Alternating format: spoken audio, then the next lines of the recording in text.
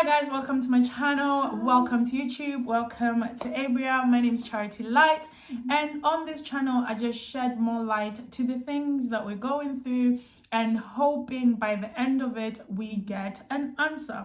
And today I just wanted to talk to you about looking for God, or looking at God, looking for God. So the reason why I wanted to do this video is because a lot of people have just been complaining about certain things, and some are looking for God.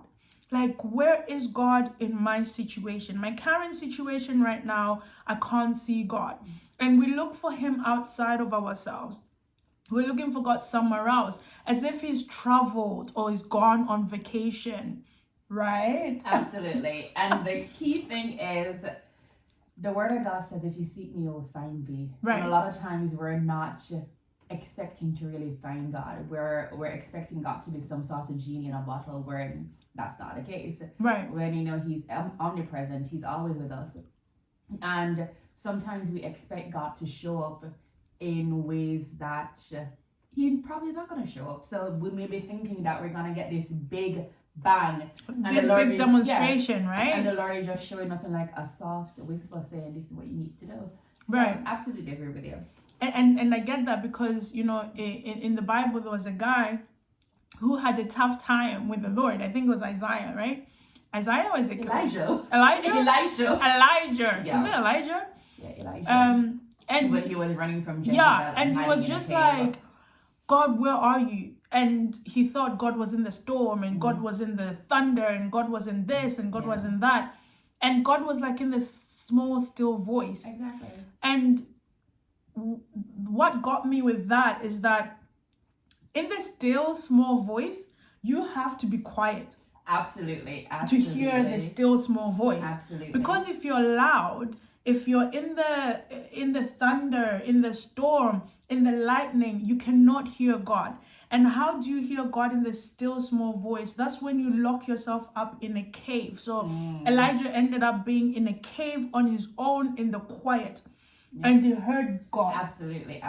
Because sometimes we're looking for God in the storm, in the thunder, in the good lights, in the this and the that. And God is like, my guy, you just need to be still. Be still. Psalms 46 verse 10. Right. Be still and know that I am God. Be still and know that I'm the one that loves you. I'm the one who cares for you. And the stillness comes in us sitting down and really reflecting on the goodness of God. Because I think for you to reflect and to know that God is working, you have to see all the things that he's done for you, right? Absolutely.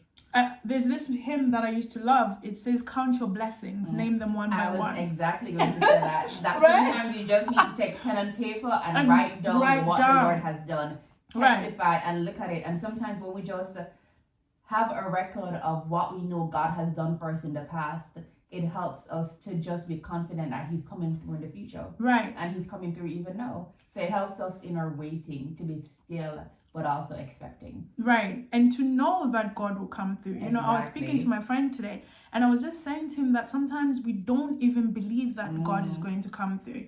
And you know, one time the disciples said to Jesus that, Lord, that you could help my unbelief. Help me, because like right now, I don't have belief. I don't have that much faith. And I want you to help my unbelief. Yeah.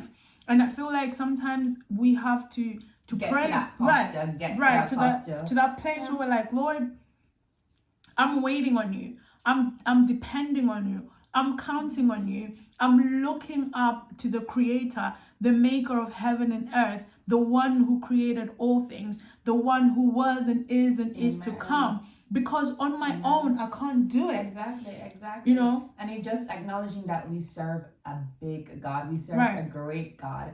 We serve a God who is not intimidated by our feelings. So we can always come to God with our big feelings. I like that. If we're sad, come to God and tell us that, God, I'm sad. If we're excited, great. God, I'm excited. If we're frustrated, God, I'm frustrated. But your posture needs to be, still I trust you. Or help me to trust you, Lord. Or help me to see beyond what I'm seeing now. Right. And it just take it day by day, moment by moment. I really like that you know, we can always go to God with our emotions, the things that we're feeling at the time. But then don't let the emotions overwhelm you.